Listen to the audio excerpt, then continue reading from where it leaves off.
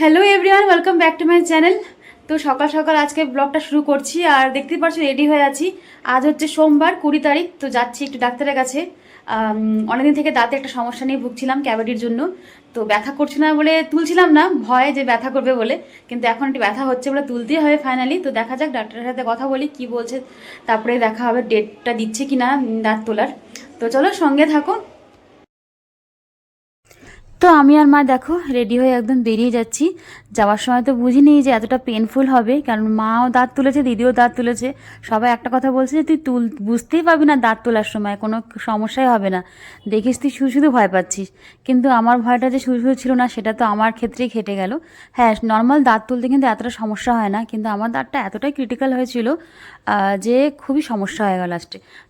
তো আমার অ্যাপয়েন্টমেন্ট ছিল কিন্তু স্মাইল ক্লিনিকেই। তো এখানে আজকে দাঁত তুলতে, মানে দাঁত দেখাতে আসছি অ্যাকচুয়ালি।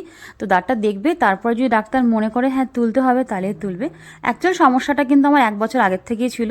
একটু ক্যাভিটির মতন হয়ে গেছিলো, ঠান্ডা কিছু খেলে পরে শিনশিন করতো, তো মাঝখানে কমেই গেছিলো। তো এখন হচ্ছিল কি দাঁতটা নিজেই ভেঙে ভেঙে পড়ে যাচ্ছে। তো ভেঙে ভেঙে পড়ে যাওয়ার জন্য হয়েছে কি দাঁত তোলার পজিশনটা একদমই ছিল না। আর গোড়াটা মানে দাঁতের যে রুটটা ছিল সেটা একদম ব্যাকা, মানে চারদিক থেকে ব্যাকা ব্যাকা হয়ে মাড়ির মধ্যে আটকে ছিল, মানে বেরোতে যাচ্ছিল না দাঁতটা। তো যাই হোক, ডাক্তার এখানে দেখলো যে কি কন্ডিশনে আছে, বললো হ্যাঁ দুটো দাঁত নষ্ট হয়ে গেছে। মানে একটা যে খারাপ, সেই খারাপ দাঁতটার জন্য ওপরের যে পজিশনে যে দাঁতটা, মাড়ির অপোজিট যে দাঁতটা, সেটাও নষ্ট হয়ে গেছে, কালো হয়ে গেছে। মানে আস্তে আস্তে ওটাও তুলতে হবে। তো একদিনই দুটো দাঁত তোলার কথা বলেছিল। প্রথমে হ্যাঁই করেছিলাম, কিন্তু একটা তুলতে আমার 2 ঘন্টা লেগে গেল। তো তার জন্যই কিন্তু একটা দাঁতই তোলা হয়েছে, পরেরটা এখনো তোলা হয়নি। ওটা পরে তুলবো। আমার তো এতটাই ব্যাড একটা এক্সপিরিয়েন্স হয়ে গেলো দাঁত তোলার, যে আমি এখন দাঁত তুলতে আরও ভয় পাচ্ছি। তো এখানে ডাক্তার আমাকে সব জিজ্ঞেস করলো যে আমার কোনো রকম ওষুধের সাইড এফেক্ট আছে কি না, বা রক্ত রক্ত বেরোলে সেটা পট করে বন্ধ হয় কি না, সমস্ত কিছু জিজ্ঞেস করার পরে আমাকে ওটি বললো কি ওটি করতে হবে। দাঁতটা যা পজিশন সেটা নর্মালি ওঠানো যাবে না, ওটি করে ওঠাতে হবে। তো আমি যেহেতু ভয় পাচ্ছিলাম, তো তার জন্য বললাম যে আমার মা পাশে থাকুক আর কি। তো মাকে বলেছিলাম যে তুমি যদি সুযোগ পাও তাহলে ভিডিও করো, বাট ওরা যদি না বুঝতে পারে, কেন বুঝলে হয়তো কিছু একটা বললো, জিনিসটা খারাপ লাগবে। তো যাই হোক, ভিডিওটা কিন্তু করছিল আস্তে ধীরেই, মা মানে ওরা কেউ বুঝতে পারেনি। আর এখানে দেখো, এখানে কিন্তু এখন দাঁত তোলার প্রসেস চলছে আর কি। তো প্রথমে তো ভাবতে চেষ্টা করছিল যে সাইডটা কেটে হয়তো এমনি তোলা যাবে, কিন্তু দেখছি যে তুলতেই পারছে না। তো বারবার করে আমাকে একটু একটু করে দাঁত তুলছে, আর বারবার করে আমাকে এক্সরে করে দেখছে যে দাঁতটা কোন পজিশনে আছে, কতটা আছে। তো যাই হোক, অনেক চেষ্টা করে ফাইনালি দাঁতটা তোলা হলো। খুবই কষ্টকর, পেইনফুল হলো। যখন সেলাই দিচ্ছে তখন আমার মানে ওখানকার যে অবস্থা, সেটা তো কেটেই গেছে, 2বার ইঞ্জেকশন দিতে হয়েছে। তখন আমি পুরো কেঁদে ফেলেছি, তখন আমি নিজেকে আর কন্ট্রোল করে রাখতে পারিনি। লাস্টে ডাক্তার আমাকে নিজেই বলে যে অনেক ধৈর্য আপনার মেয়ের, 2 ঘন্টা অনেক আমাকে হেল্প করেছে। তো যাই হোক, অনেকটা টাইম, মানে 2 ঘন্টা কিন্তু কম না, একটা ওটির ক্ষেত্রে 2 ঘন্টা অনেক। তো করে থেকে থেকে না এমন হয়েছে যে আমার দুটো সাইড পুরো ফেটে গেছে পর্যন্ত, মানে ঠোঁটের। তো বাড়িতে এসে আমি ফার্স্টে খেয়েছিলাম আইসক্রিম। আমাকে বলছিল 1 ঘন্টা পর আইসক্রিম খেতে, আর ঠান্ডা জলও ধরেছিলাম। তারপরে বিকালে খেলাম একটু সেদ্ধ ভাত, কেন সকালে খাওয়ার পরে দুপুরে আর কিছু খাইনি, খেতে বারণ করেছিল আমাকে। আর কথা বলা তো একদম বারণ, 3 দিন একদম কথা বলতে না করেছে।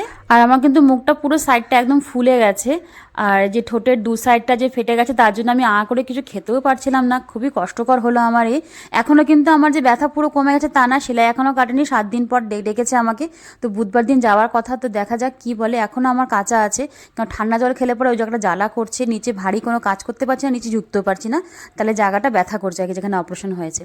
তো যাই হোক, দেখা যাক কবে ঠিক হয়। আর রাতে আমি খেয়েছিলাম এই যে দুধ আর ভাত, মা পেস্ট করে দিয়েছিল এইভাবে, তো এটাই খেয়েছিলাম। তো ওভারঅল আমার কিন্তু দাঁত তোলার মানে প্রসেসটা ঠিকই ছিল, কিন্তু আমার ওপর দিয়ে প্রচুর ধকল গেছে। নর্মাল যেভাবে দাঁত তোলা হয় সেভাবে কিন্তু দাঁতটা তোলা হয়নি আমার। তো এখন আমার একটু ডাউট রয়ে গেছে দাঁতটা পুরোপুরি তুলেছে তো কি না, এই মনের মধ্যে একটা ডাউট কাজ করছে আমার। তো যাই হোক, ডাক্তার বললো একদম আপনার দাঁত ভেতর থেকে তোলা হয়ে গেছে, এক্সরে করেও দেখিয়েছে পরে অবশ্য। তো যাই হোক, তোমাদের যারা দাঁত তুলেছে তাদের হয়তো এতটা পেনফুল হয়নি, কিন্তু আমার কিন্তু এটা প্রচণ্ড পেনফুল হয়েছে, কারণ আমার পজিশানটাই মনে হচ্ছে দাঁতের একদম। তো সেই জন্য মানে খুবই কষ্ট, দেখো আমি খাচ্ছি এখানটায় সাইড দিয়ে খাচ্ছিলাম, কেননা যদি একটু খাবার চলে যায় ভেতর তাহলে হয়তো আরও সমস্যা হবে। তো 3টা দিন আমি এইভাবে খুব কষ্টই কাটিয়েছি। আজ তো ভালো আছি, কিন্তু এখনও কিন্তু ব্যথা আছে, ব্যথা একদম যে নেই তা না। তো যাই হোক, দেখা যাক কবে ঠিক হয়। আমরা ডাক্তারকে ফোন করেছিলাম, ডাক্তাররা বলেছে একটু সময় লাগবে, কিন্তু ঠিক হয়ে যাবে। যেহেতু অনেকটা দূর পর্যন্ত কাটা হয়েছে, তার জন্যই কিন্তু এরকম মানে কষ্টটা হচ্ছে এখনও পর্যন্ত। আর প্রচুর ব্লাডও গেছে যখন আমার অপারেশনটা হচ্ছিল। তো তার জন্যই ডাক্তার ভয় পাচ্ছিল যে যদি ব্লাড না আটকায় তাহলে, ওই জন্য আমার কথাটা বলতে না করেছিল অ্যাকচুয়ালি।